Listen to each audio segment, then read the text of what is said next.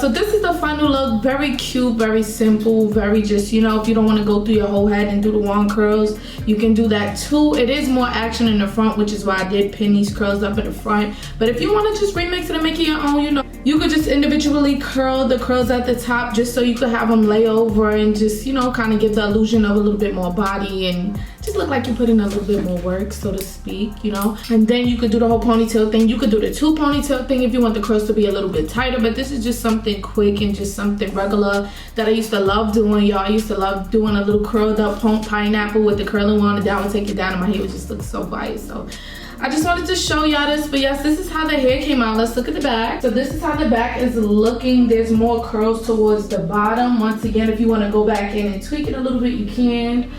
But girl, I don't got time for that, and I just wanted some quick waves, because when these drop, then they drop and I'm good. So if you enjoyed this video, make sure you click that like button. Shout out to Tinashe Hair for sending me this beautiful wig. Comment down below, let me know your thoughts, and subscribe if you want to see more videos from me, and I will see you in my next video. Bye, loves.